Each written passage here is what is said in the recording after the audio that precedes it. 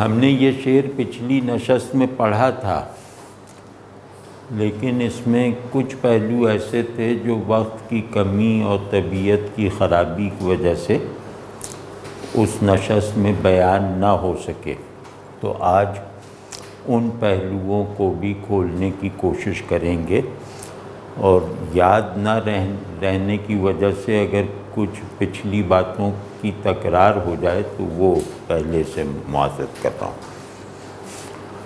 تو اس میں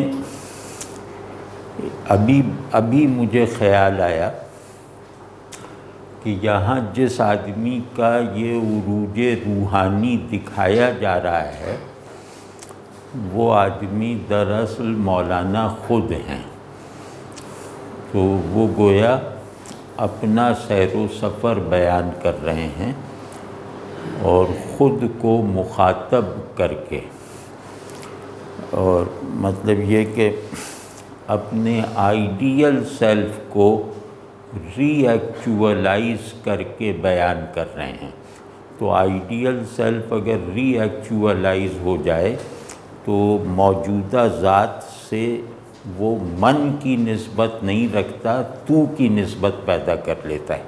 تو یہ اس میں ایک نقطہ ہے۔ تو جو باتیں میرے خیال میں پچھلی مرتبہ بیان ہونے سے رہ گئی تھیں انہی کی طرف توجہ رکھتے ہوئے اب کچھ عرض کرتا ہوں۔ ایک تو یہ کہ شاید پچھلی مرتبہ سودا اور صحبہ کا ایک ضروری امتیاز گفتگو میں نہیں آیا تھا، آج وہ وہاں سے آغاز کرتے ہیں۔ سودا اور صحبہ یہ دونوں جو ہیں وہ شعور اور وجود کو ان کے منتہا تک پہنچانے والے ذرائع ہیں۔ اب اس میں اختلاف ہو سکتا ہے، اس میں مطلب فرق ہو سکتا ہے کہ فرض کیا میں کہوں کہ سودا جو ہے وہ وجود کی انتہائی کنڈیشن ہے، یعنی وہ کنڈیشن ہے، وجود کا وہ حال ہے جہاں وہ اپنی تکمیل کر لیتا ہے۔ تو اسی طرح صحبہ جو ہے وہ ٹول ہے جس کے ذریعے سے شعور اپنی ساخت کو ایسا مکمل کر لیتا ہے کہ اس کی حقیقت اس میں فنکشنل ہو جاتی ہے، یعنی وہ اپنی حقیقت میں ڈھل جاتا ہے۔ تو سودا کے ذریعے سے وجود اپنی حقیقت کو پا لیتا ہے، اور صحبہ کے واسطے سے شعور اپنی حقیقت میں ڈھل جاتا ہے۔ تو اس میں یہ اختلاف ہو سکتا ہے کہ کوئی صاحب یہ فرمائیں کہ نہیں، سودا وجود کی فائنل کنڈیشن ہے، سودا شعور کی فائنل کنڈیشن ہے، صحبہ وجود کی، مطلب ان دونوں کی نسبتیں ہم بدل بھی سکتے ہیں اور کسی ایک نسبت پر تیقن کے ساتھ قائم بھی رہ سکتے ہیں۔ تو میری نظر میں سودا کی رعایت وجود سے ہونے کی کچھ دلیلیں ہیں، یا کچھ دلیلیں کہنا تو غلط ہے، ایک قرینہ ہے۔ وہ قرینہ لفظ غرقہ سے فراہم ہوتا ہے۔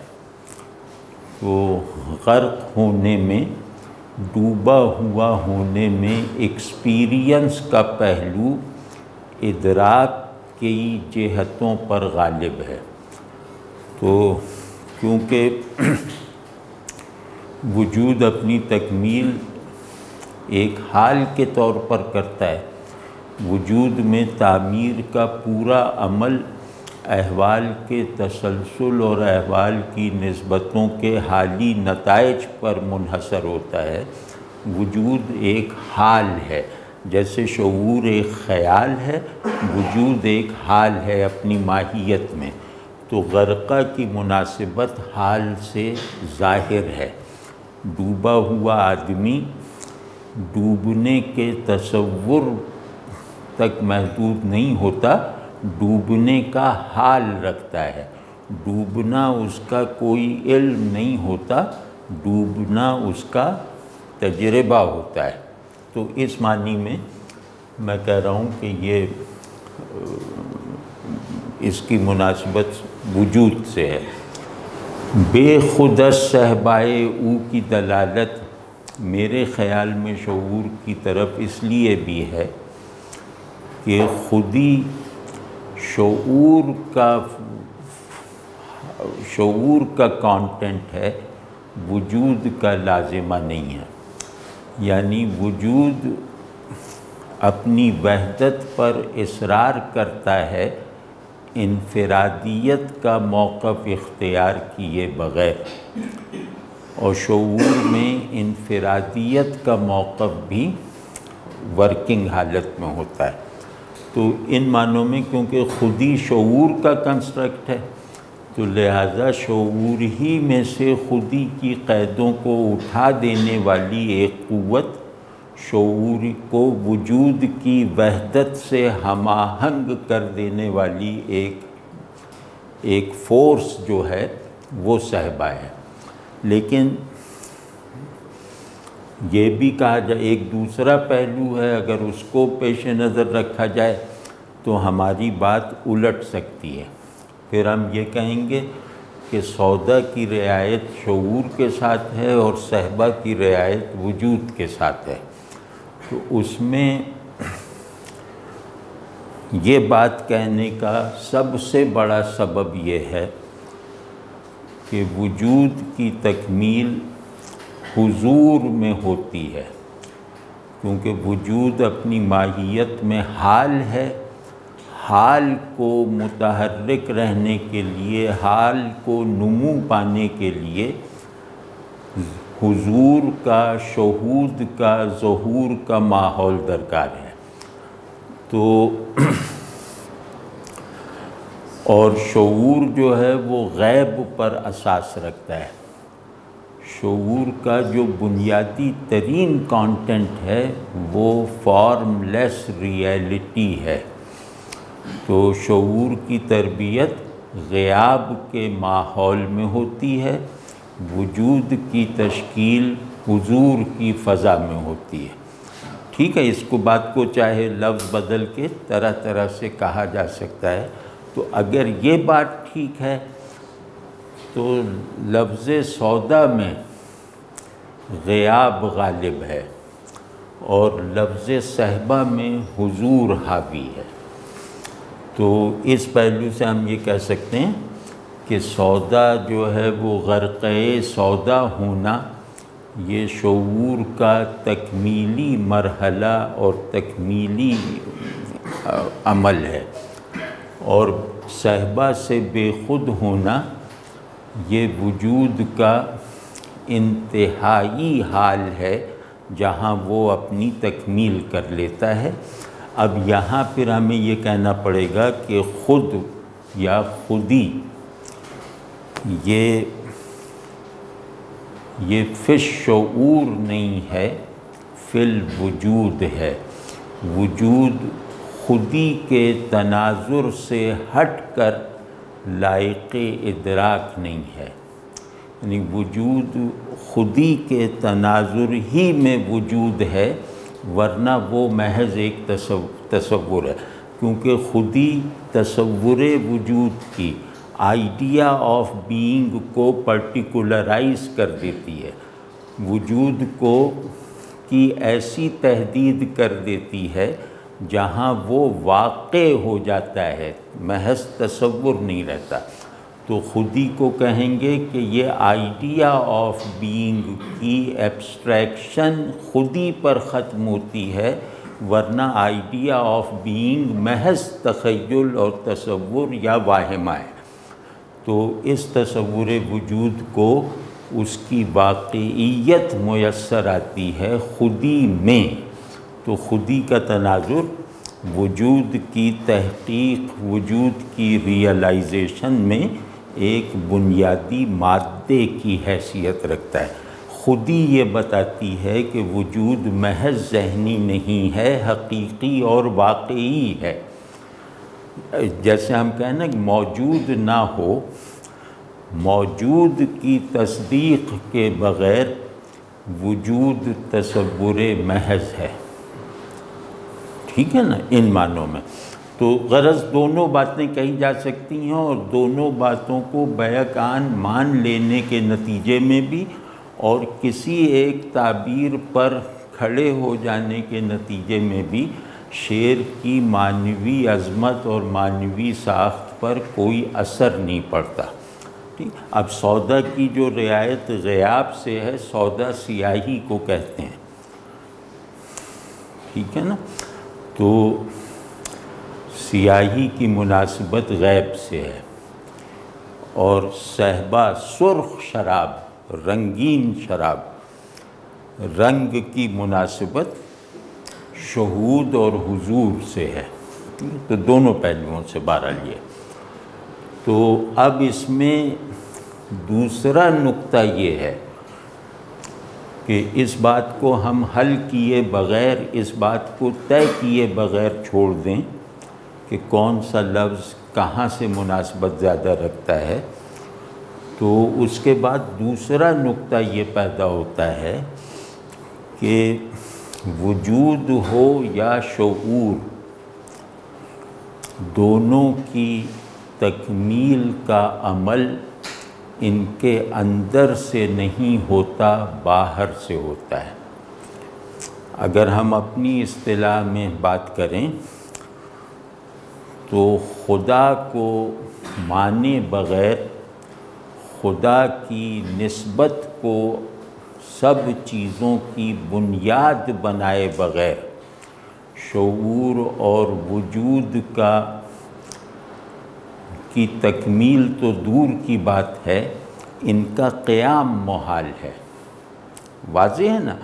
تو او یہاں خدا ہے، تو ان دونوں کی تکمیل کا بندوبست ان کے باہر سے ہوتا ہے، ان کے اندر خود کو مکمل کر لینے کی کوئی قوت اور صلاحیت نہیں ہے، ٹھیک ہے نا۔ جیسے من او اور تو کے بغیر بے معنی ہے، اگر تو اور او نہ ہو تو من یعنی میں نہ وجود میں آئے نہ شعور میں آئے۔ تو اسی طرح وجود اور شعور کا پورا کارخانہ اپنی بنیاد سے اپنی تکمیل تک او پر چل رہا ہے، وہ او جو سارے غیب کا مالک ہے، جس سے زیادہ غائب کوئی نہیں، اور وہی او وہ ہے جس سے زیادہ حاضر بھی کوئی نہیں ہے۔ سمجھ ہیں نا؟ تو یہ وہ مکمل او ہے کہ غیب اور شہود کے دونوں پرسپیکٹیوز اسی کی نسبت پر چل رہے ہیں، ٹھیک ہے۔ تو کبھی آپ تصور میں شدت پیدا کر کے گویا یہ ایکسپیرینس کرنے کی کوشش کیجئے کہ اندھیرے میں بھی تہداری ہوتی ہے، یعنی اندھیرا بھی ایک پرت کا نہیں ہوتا، اندھیرے میں گہرائی روشنی سے زیادہ ہوتی ہے۔ تو غیب کی تہداری شہود سے کہیں زیادہ ہوتی ہے، کیونکہ شہود متعین ہوتا ہے، غیب کی تحدید اور تعیین نہیں کی جا سکتی۔ تو غرقِ سودا کہنا ایک بہت بڑی بات ہے کہ غیب کی لا انتہا تہداریوں میں غرق ہوتا ہوا وجود، ٹھیک ہے۔ تو اس میں غرقہ کے لفظ نے غیاب کا غیر متعین اور لامتناہی ہونا گویا مصور کر دیا ہے، پینٹ کر دیا ہے، ٹھیک ہے نا؟ تو بے خودس صحبائے او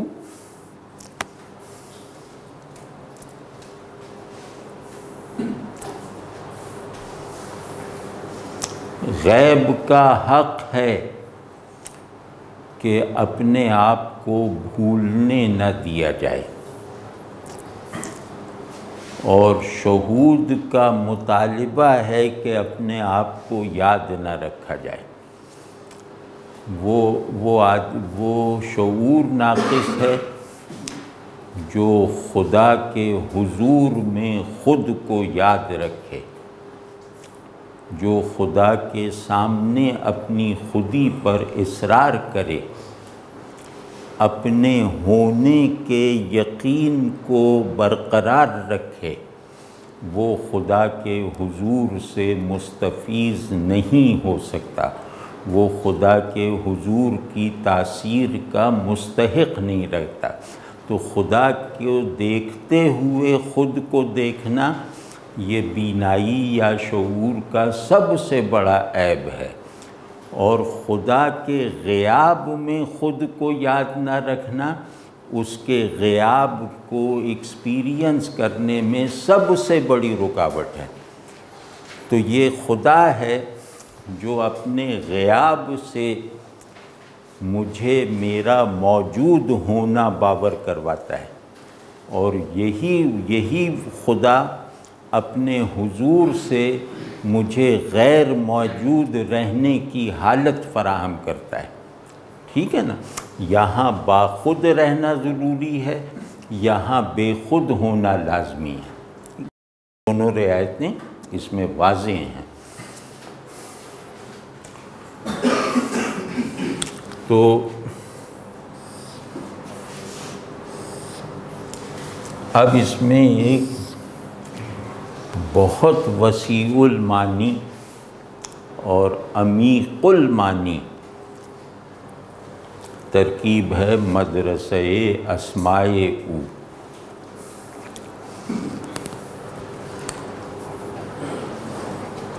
اسم کہتے ہیں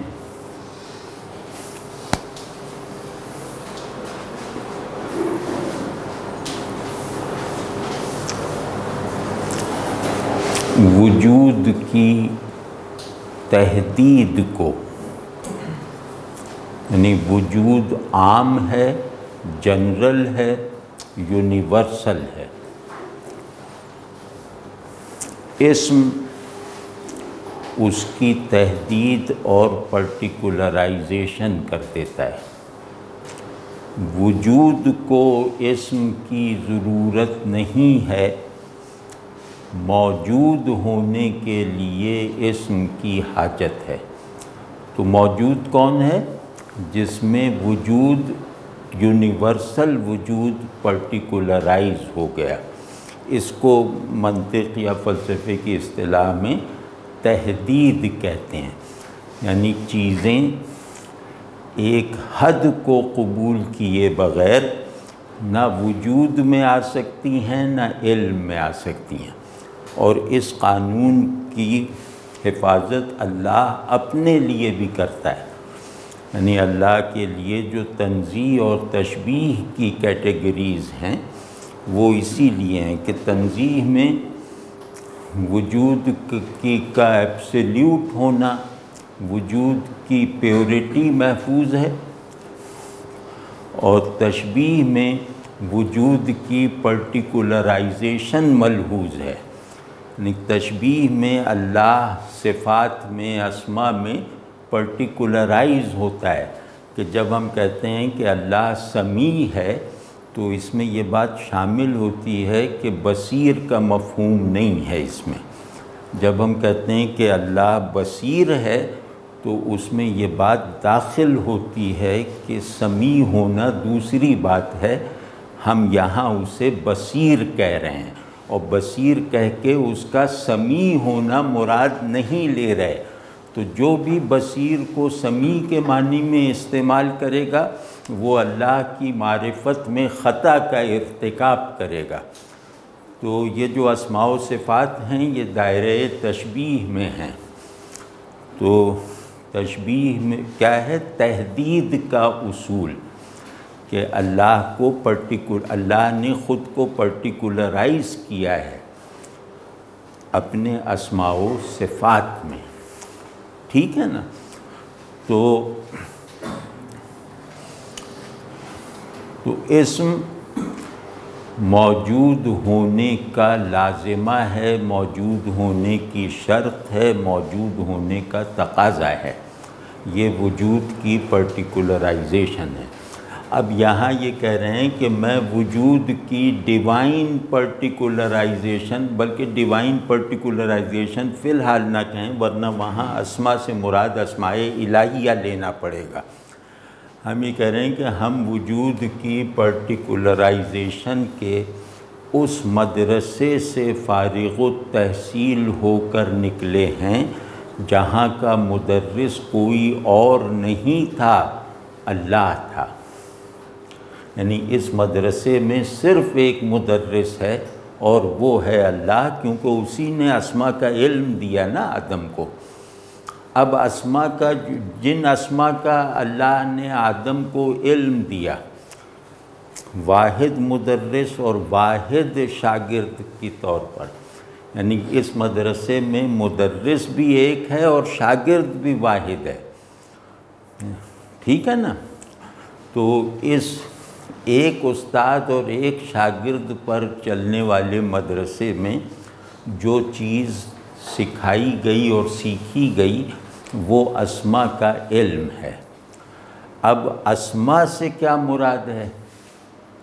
یعنی وہ اسماء جن کا علم اللہ ہی سے حاصل ہوا اور اللہ ہی اس علم کو تعلیم کر سکتا ہے، تو وہ ظاہر ہے کہ سادہ اسماء نہیں ہوں گے، یعنی وہ اس طرح کے نہیں ہوں گے کہ یہ سامنے والی چیز کو دیوار کہتے ہیں، اوپر والی چیز کو آسمان کہتے ہیں، محض اس طرح کا علم نہیں ہوگا، سمجھ گئے نا؟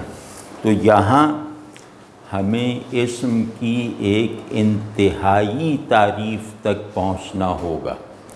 آپ سمجھ گئے نہیں؟ یہ کیریکٹرز ہم سے یہ تقاضا کرتے ہیں کہ یہاں اسم کی معمولی تعریف کو بیچ میں نہ لاؤ، یہاں اسم کی کوئی بہت گہری یونیورسل اور بہت ہی زیادہ بڑی کوئی ڈیفینیشن ہوگی، اسے تلاش کرو۔ اب اس پہ ذرا غور کیجئے تو وہ تھا کہ جہاں کا شہود آج ہمارے لیے غیب ہے، آپ سمجھ گئے نا؟ تو اس مدرسے کی فضا میں جو چیزیں حاضر تھیں وہ چیزیں آج ہمارے لیے غیب میں ہیں۔ تو یوں کہہ لیں کہ یہ مدرسہ وہ مدرسہ تھا جہاں شہود کا پھیلاؤ اس دنیا میں موجود شہود سے کہیں زیادہ تھا، اور جہاں شہود میں حقیقی ہونے کی وہ شان تھی، جہاں شہود کے براہ راست ہونے میں وہ شدت اور وہ اس کی وہ کیفیت تھی کہ جس کو دنیا اور دنیا سے تعلق رکھنے والا شعور سہار نہیں سکتا، جہاں دنیا کے لیے درکار حدود شعور اور حدود وجود ناکافی ہیں، لہذا وہاں کے اکثر شہودات یہاں کے مغیبات ہیں، وہاں کا اکثر شہود یہاں کا غیب ہے۔ اس مدرسے میں ہم نے تعلیم حاصل کی ہے۔ اب میں اسم کی وہ تعریف کرتا ہوں جو اللہ تبارک و تعالیٰ کی شان تعلیم کی رعایت سے ہوگی۔ تو کسی بھی علم کی ڈیفینیشن معلم کے مرتبے کے مطابق ہونی چاہیے۔ وہ یہ ہے کہ اسم وجود اور شعور کی آئیڈینٹی کو ممکن بنا کر ان دونوں کو ان کے مشترکہ منتہا تک پہنچا دیتا ہے۔ اسم کسے کہتے ہیں کہ یہ تحدید فی الوجود بھی ہے، یعنی اس سے موجود کا ہونا متعین ہو جاتا ہے، اور یہ تحدید فی الشعور بھی ہے، یعنی یہ ہونے کو بھی متعین کرتا ہے اور اس ہونے کے علم کو بھی متعین کرتا ہے۔ تو یہ وجود اور شعور میں موجود کو متعین کرتا ہے، واقعی بناتا ہے، قابل شناخت بناتا ہے، یعنی اسم موجود کو لائق وجود اور قابل شناخت بناتا ہے۔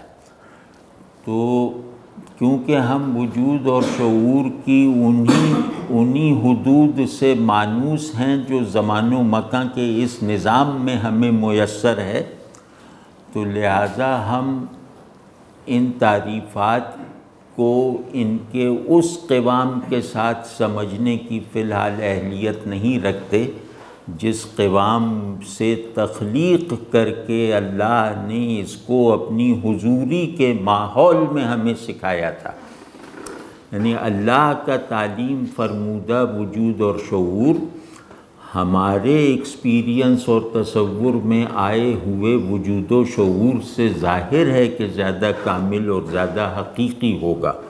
تو اس رعایت سے یہاں اسم کی تعریف یہ ہے کہ اس اسم میں اسم ایک پرٹیکولرائزیشن ہے جس میں وجود اور شعور ایک ہو کر اپنے واحد منتہا تک پہنچ گئے، یعنی اللہ نے وجود اور شعور کو ایک کر کے ان کی منتہائی صورت اور حقیقت کو آدم کے شعور میں، آدم کے تجربے میں اتار دیا۔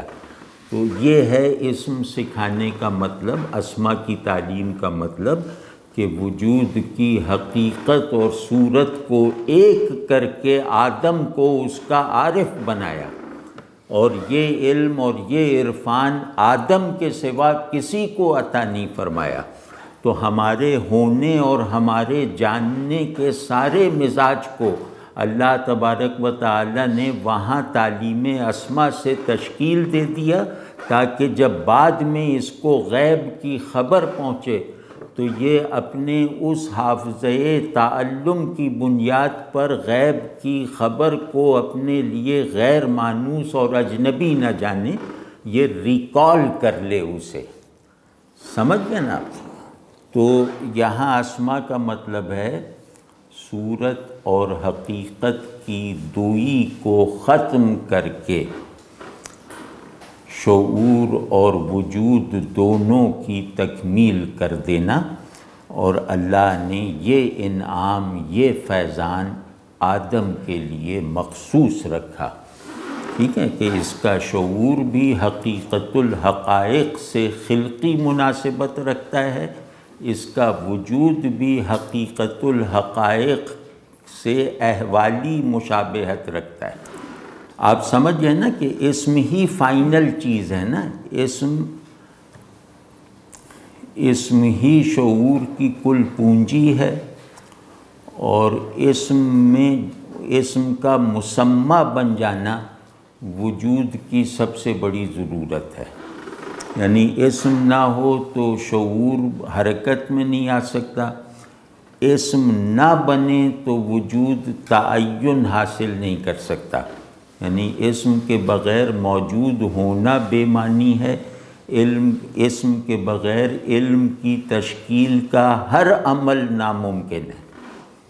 کبھی آپ غور کیجئے نا کہ ہمارے شعور کا کل اثاثہ اسماء ہیں، ناؤنز ہیں، اسی طرح ہمارے وجود کے کل احوال اسماء ہیں، یعنی میں اس نام سے موجود ہوں، آپ اس نام سے موجود ہیں۔ اگر ہمارے آپ کے نام جو ہیں وہ چھین لیے جائیں، ہمیں ہمارے ناموں سے جدا کر دیا جائے تو ہم موجود ہی نہیں ہیں۔ بے نامی عدم ہے، نام رکھنا وجود ہے۔ تو یہ ہے کہ تو ایسے مدرسے سے فارغ التحصیل ہو کر اب میں حقائق کی سیر کر رہا ہوں، ان حقائق کی جو اسم ہونے سے ماورا ہیں۔ اب اس بات کو واضح رہے کہ اسم کہتے ہیں صورت اور حقیقت کی یکجائی کے نتیجے کو، لیکن حقائق اپنی جہت غیاب میں، اپنی جہت شہود و حضور میں اسم کو قبول کرتے ہیں، یعنی اسم سے نسبت کو قبول کرتے ہیں، لیکن اپنی جہت غیاب میں، اپنی سمت تنزیہ میں، اپنی اپنی ڈائمنشن آف پیورٹی میں وہ اسم سے ماورا ہیں، کیونکہ وہ غیر متعین اور لا متناہی اور لا محدود ہیں۔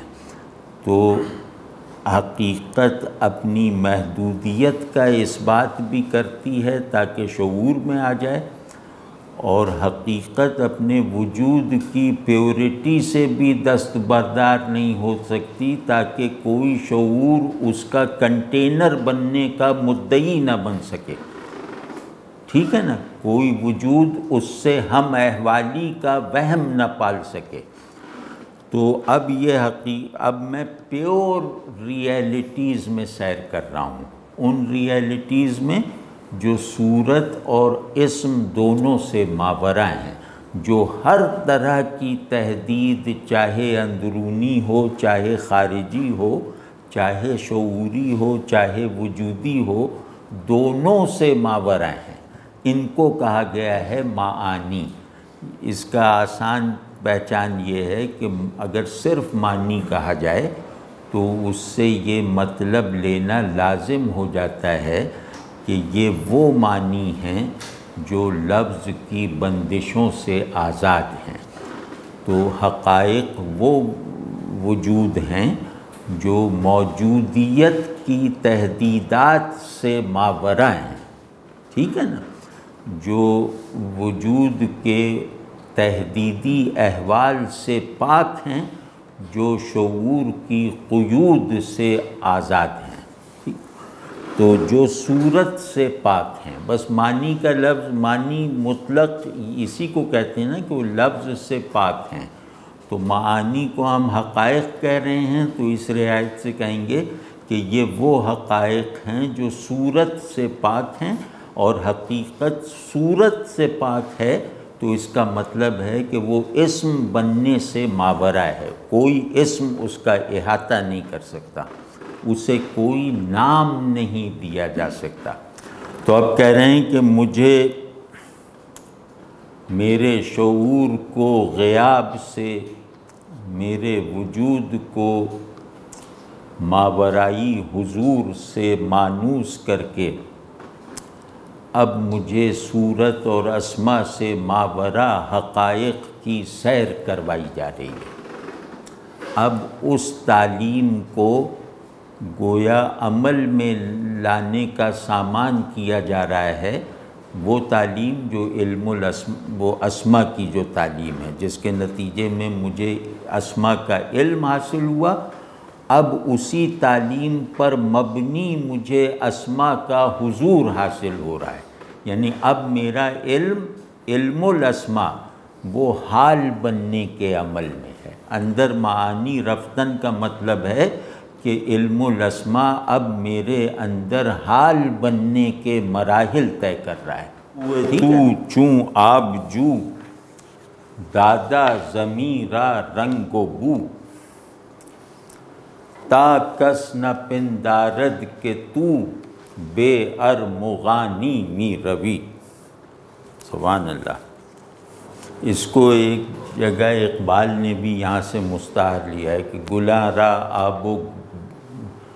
گلاں را رنگ و بو دادیم و رفتیم، کہ ہم نے پھولوں کو رنگ و بو دیا اور چلے گئے۔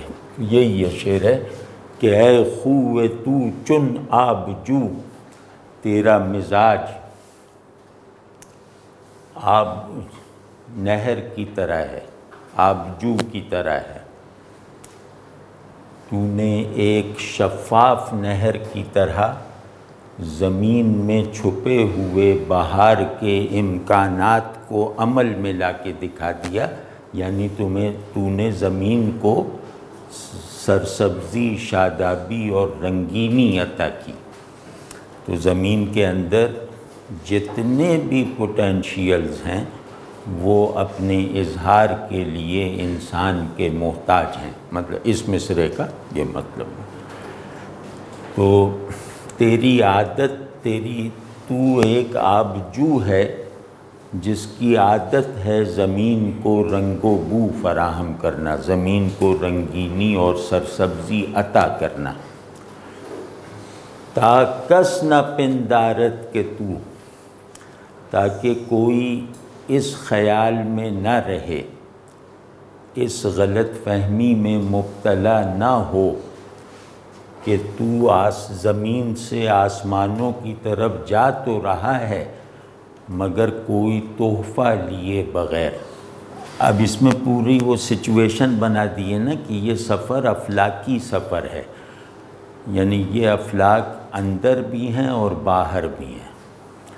تو سفر گویا انفس و آفاق کے افلاک کی سیر کا نام ہے یہاں پر، ٹھیک ہے، یعنی انفس میں بھی بلندی اختیار کرنا اور آفاق میں بھی رفت پیدا کرنا۔ تو آسمانوں کی طرف جا رہا ہے زمین کو چھوڑتا ہوا،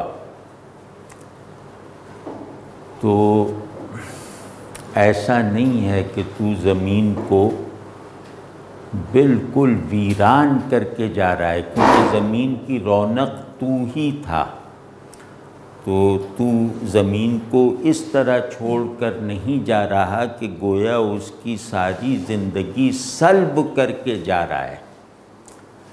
تو زمین کو تیرا آسمان کی طرف اٹھنے والا ہر قدم زمین کے لیے پیغام بہار ہے، یعنی تیرے آسمان پر جانے کی حرکت زمین کی حقیقت کو اور زیادہ مضبوط کر رہی ہے، زمین کے پوٹینشیلز کو اور زیادہ عمل میں لا رہی ہے۔ تو زمین سے لا تعلقی اور بے رخی برتے بغیر آسمان کی طرف جا رہا ہے، ٹھیک ہے نا، یعنی کہ زمین کو چھوڑ کر آسمان کی طرف جانا یہ زمین کے لیے بھی باعث رحمت بن گیا ہے، ٹھیک ہے نا۔ تو آپ کہہ رہے ہیں کہ جو آدمی، وہ کون طالب حق ہو سکتا ہے جو خلق کی تکمیل کیے بغیر حق کی طرف یکسو رہ سکے؟ آپ سمجھ گئے نا کہ حق کی طرف آگے بڑھنے کی لازمی دو شرطیں ہیں کہ خود کو اور اپنی اس دنیا کو بہتر بنا کر آؤ جس میں تم رہتے ہو، ٹھیک۔ اب بلکہ اس کو میں اور زیادہ واضح طور پہ کہتا ہوں کہ اپنے نفس وجود اور اپنے ماحول وجود کو تکمیل کے چینل میں ڈالے بغیر حق کی طرف بلندی اختیار کرنے والا سفر شروع بھی نہیں کیا جا سکتا۔ یہ ہے اس شعر کا مضمون۔ تو اس کو یہ شاعرانہ انداز میں کہہ رہے ہیں کہ تو خلق کے لیے فیاض ہے کہ اس کو اسے اسباب زندگی اور اسباب جمال فراہم کرتا ہے۔ خلق میں فیاض اس لیے ہے کہ تو خلق کو اس کی حقیقت اور اس میں پوشیدہ امکانات سے جڑا ہوا رکھتا ہے، ٹھیک ہے۔ اور تو حق کے لیے بھی سخی ہے کہ تو خود اپنا ایثار کر دیتا ہے حق کے لیے۔ آپ سمجھیں نا، تو زمین کے لیے بابرکت ہے اپنی فیاضی کی وجہ سے، اور تو اللہ پر نثار ہو جانے والی قوت ہے اپنی اسی فیاضی کی وجہ سے جس نے زمین کو پربہار بنا دیا ہے۔ سمجھیں، تو نے خود سے جڑا رہ کر زمین کو مکمل کر دیا، تو نے خود سے جدا ہو کر حق کے ساتھ اپنے تعلق کو سچا کر لیا۔ واضح ہے نا، یہ دو چیزیں سمجھیں کہ زمین میں رہنے کا ادب یہ ہے کہ خود سے جڑ کر زمین کو فائدہ پہنچاؤ، آسمان سے تعلق پیدا کرنے کا ادب اور تقاضا یہ ہے کہ خود سے دستبردار ہو کر آسمان سے فیضان حاصل کرو۔ ٹھیک ہے نا، فیض حاصل کرنے کے لیے خود سے پاک ہونا ضروری ہے، اور فیض دینے کے لیے خود میں رہنا ضروری ہے۔ تو یہ وہ بے خود اور سودا یہاں پہ جیسے بہت عملی اصطلاحوں یا عملی سچویشنز، عملی کانٹیکسٹ میں آ گئے۔ ٹھیک ہے نا، میرا میں ہونا ضروری ہے تاکہ یہ زمین بنجر نہ رہے، تاکہ یہ دنیا ویران نہ رہے، اور میرا اپنی خودی سے پاک ہونا لازمی ہے تاکہ اللہ کے ساتھ میرے تعلق میں صداقت پیدا ہو سکے اور اس تعلق کی تکمیل کا راستہ کھل سکے۔ تو اگر خالق سے تعلق رکھنا ہے تو خودی کی آمیزش سے پاک رہو، اور اگر مخلوق سے علاقہ رکھنا ہے تو اپنی خودی پر ثابت قدم رہو۔ تمہارا خود ہونا مخلوق کے لیے مفید ہے اور خالق کے لیے ناپسندیدہ ہے۔ کاش یہ سب چیزیں ہمارا عزم وجود بن جائیں کہ اللہ سے لینے والا وہ ہے جس کا ہاتھ ہی نہیں ہے۔ ہاتھ کی ضرورت لینے کے لیے نہیں ہے، دینے کے لیے ہے۔ تو اللہ سے لینا ہے تو ہاتھ سے دستبردار ہو جاؤ، اور مخلوق کو کچھ دینا ہے تو روز ایک نیا ہاتھ اگاتے رہو۔ سمجھ گیا نا، کیونکہ اللہ سے لینے والا ظرف، جو بھی ہمارے اندر لینے والے کا جو ظرف ہے وہ اللہ سے لینے کے عمل کا مذاق ہے، وہ ناشکری ہے کہ اپنے ظرف کو دیکھ کر اللہ سے مانگنا، اپنے پیالے کی حفاظت کرنا اللہ سے لینے کے لیے، یہ اللہ کی ناقدری ہے، یہ اللہ سے جہالت ہے۔ واضح ہے نا؟ تو یہ مجھے برتن، ہاتھ، یہ سب کچھ دینے کے لیے چاہیے۔ اللہ سے لینے کا عمل لینے والے کی آمیزش کو بھی قبول نہیں کرتا۔ اللہ کہتا ہے کہ خود کو بھی مجھ سے لیتے رہو۔ تو جب تک خود کو چھوڑو گے نہیں تو نئی خودی لوگے کیسے؟ تو اس کو کہتے ہیں رضا کے حال میں۔ اللہ سے تعلق کا ادب ہے رضا، اور مخلوق سے تعلق کا ادب ہے سخا۔ تو رضا اسی کو کہتے ہیں کہ یا اللہ جیسا ہونا تجھے قبول ہے ویسے ہونے کی حالت میں رکھیے، یعنی ہونے کی وہ حالت فراہم کیجئے جس کا جو میں کی ملاوٹ سے پاک ہو۔ اللہ سے سب سے بڑی دعاؤں میں سے ایک دعا یہ ہے کہ یا اللہ مجھے اپنے حضور میں رکھنا اور خود سے غیر حاضر رکھنا۔ اللہ کی طرف یکسوئی کہتے ہی اسے ہیں۔ جو آئینے کی طرف دیکھتا رہتا ہے وہ اللہ کی طرف یکسو نہیں رہ سکتا۔ اللہ کی طرف یکسوئی کہتے ہی اسے ہیں کہ اپنے آپ سے خالی ہو کر اللہ کی طرف یکسو رہنا۔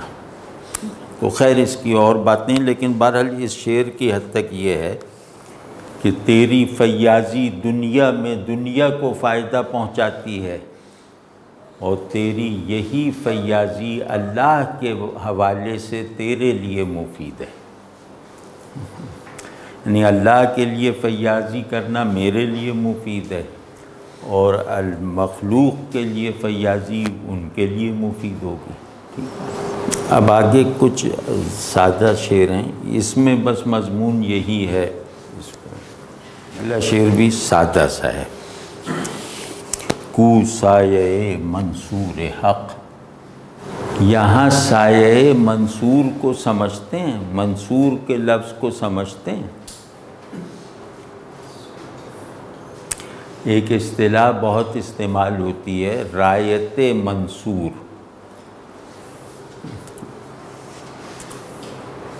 یا مذہب منصور، قول منصور، یہ سب اصطلاحیں ہیں۔ منصور کا لفظی ترجمہ کیا ہے؟ جسے مدد حاصل ہو، جسے نصرت میسر ہو، اور اسی مطلب سے جڑا ہوا مطلب ہے غالب، فاتح۔ تو منصور فاتح اور غالب کو بھی کہتے ہیں۔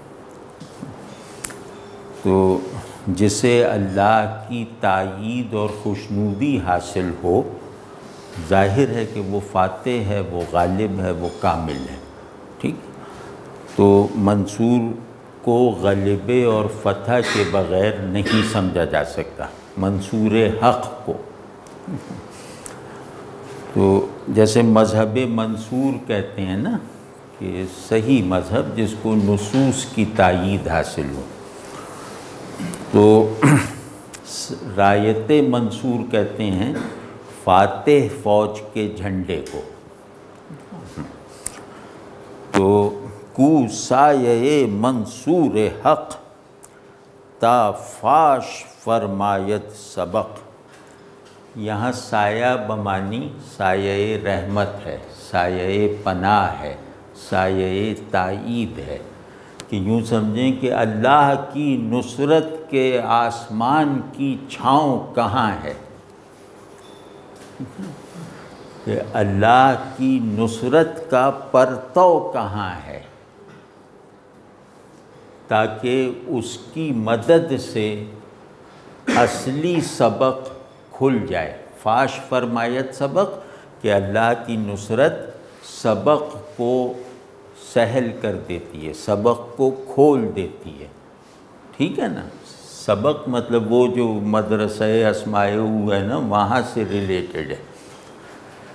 تو وہ سایہ منصور حق، اللہ کی نصرت کا وہ آسمان کہاں ہے جس کے تلے وجود اور شعور کا مشترکہ سبق دوبارہ یاد آ جائے، یا اس سبق میں پیدا ہو جانے والی مشکلات حل ہو جائیں، ٹھیک ہے۔ تو وہ سبق کیا ہے، کس لیے یہ طلب کی جا رہی ہے کہ وہ سبق کھل جائے مجھ پر، یا سایہ منصور حق کی طلب اس لیے ہے کز مستعینی می رہی، کہ تو محتاجی سے نجات پا جائے۔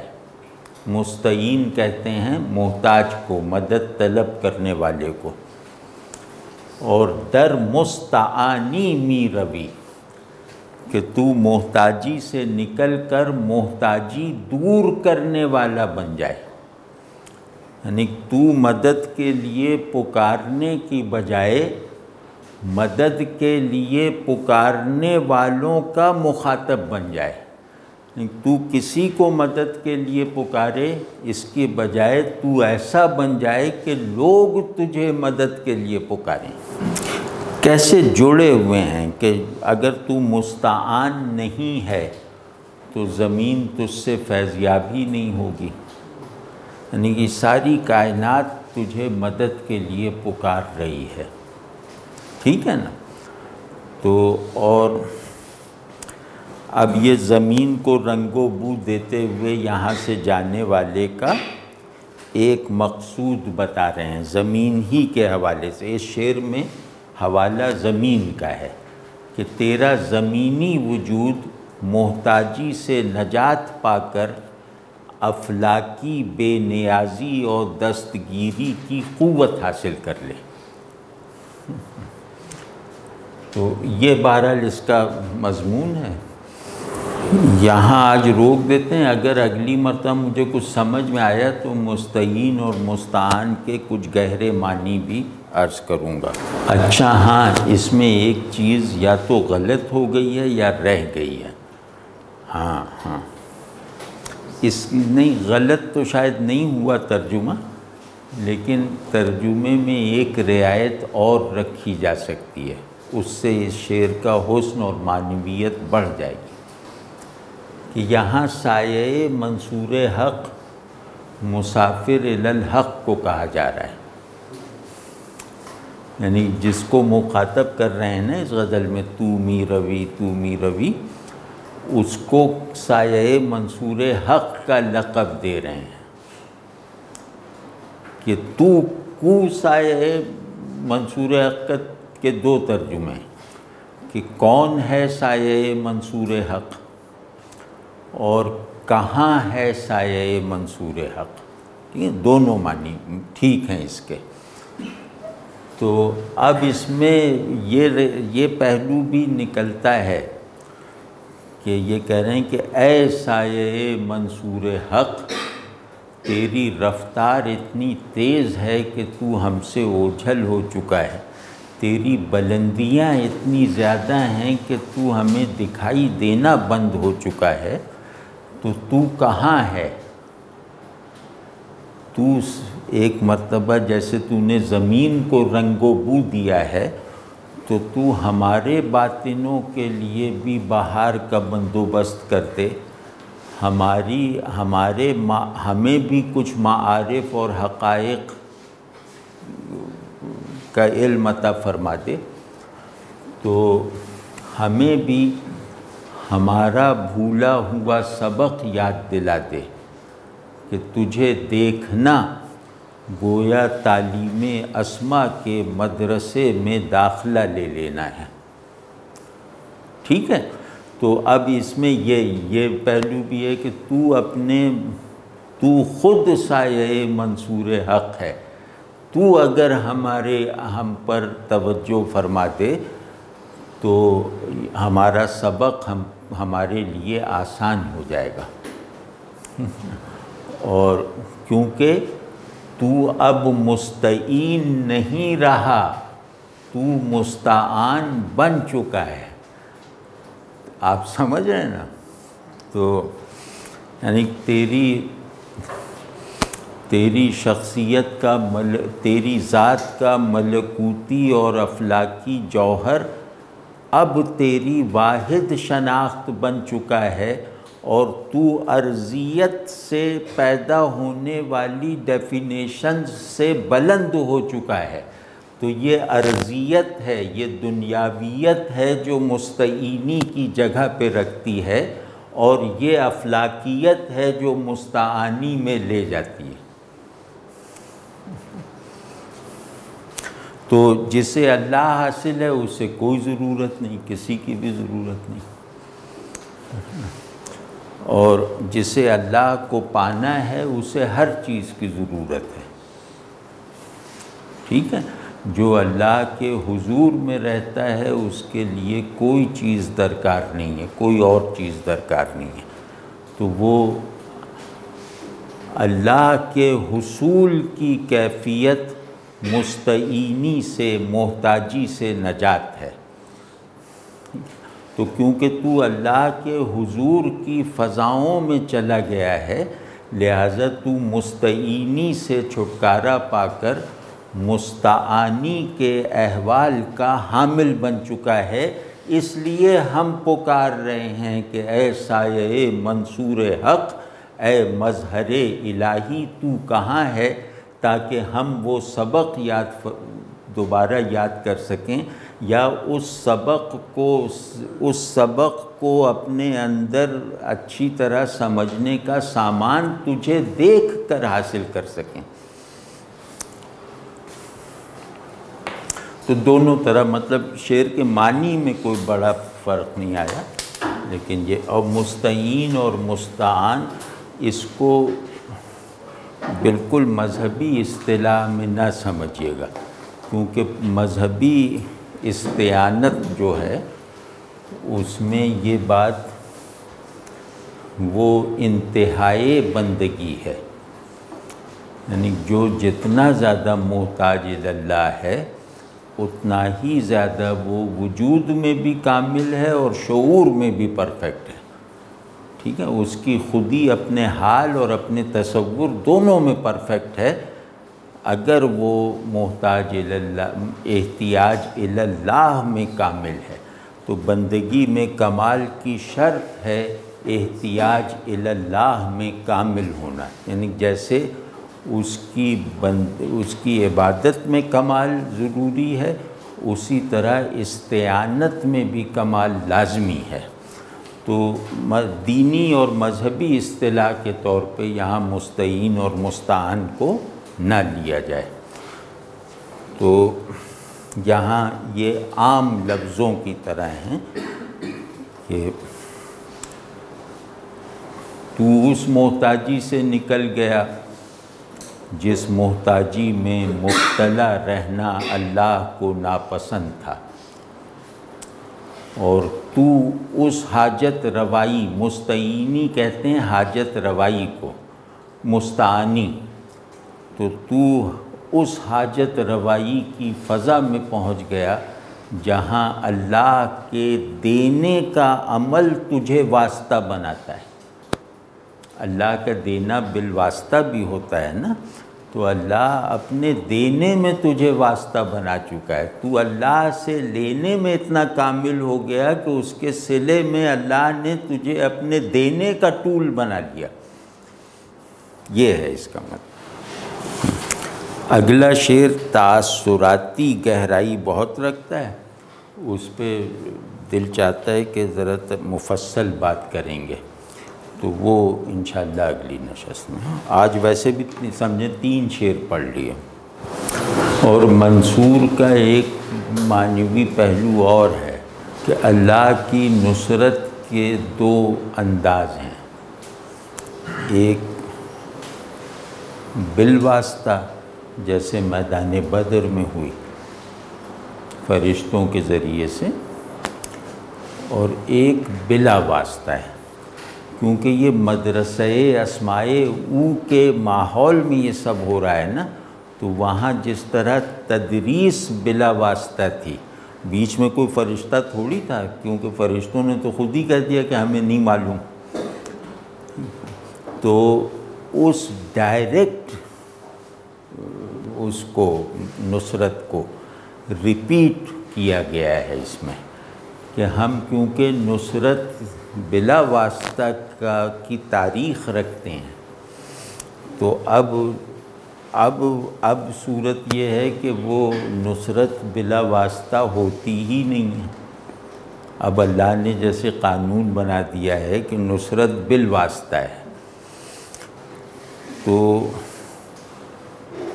جو سب سے عظیم نصرت ہے اللہ نے تجھے اس کا واسطہ بنا دیا۔ تو نے اللہ کی بلا واسطہ نصرت کے حق کو اتنے کمال کے ساتھ پورا کیا ہے کہ اب خود نصرت الہی بن چکا ہے۔ تو اب یہ سایہ منصور حق کو اس معنی میں لیں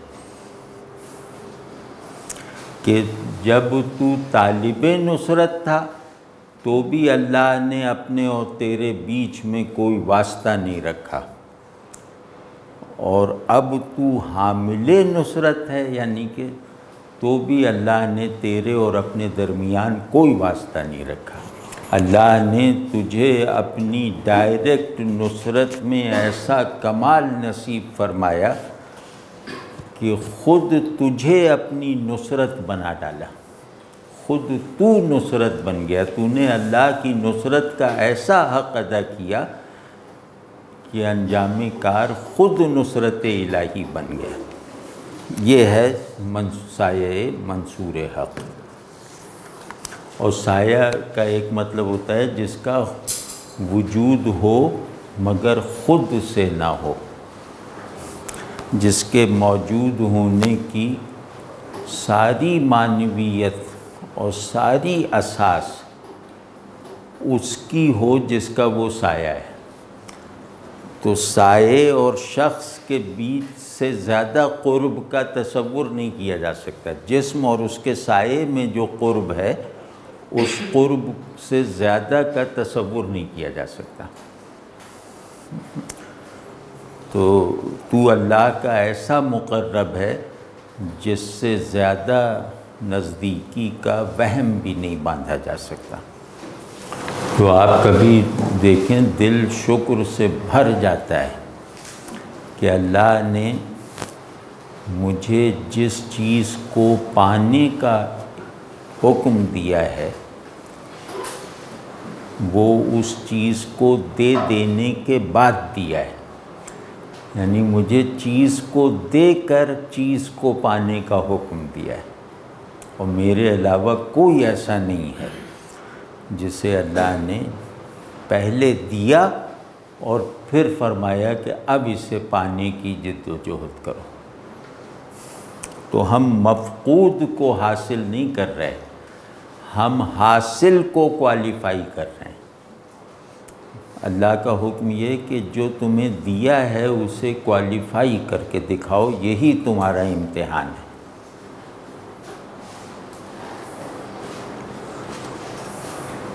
ورنہ ملائکہ مقربین بھی تدریس اسماء میں واسطہ نہیں تھے، اس سے زیادہ انتہائی قرب کیا ہوگی کہ اللہ مدرس، ہم اکیلے متعلم۔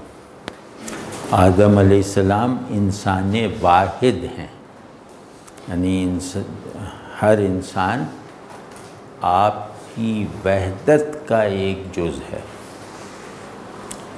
تو آپ اپنی ذات میں کل انسان ہیں، کل انسانوں کا مجموعہ ہیں، تو آپ کو جو بھی عطا ہوا ہے وہ کل انسان کو عطا ہوا ہے، یعنی اپنے اپنے مراتب کے اعتبار سے۔ تو اللہ آدم کو دے کر ہم پر احسان جتاتا ہے نا، تو اسی لیے کہ آدم میں ہم شامل ہیں۔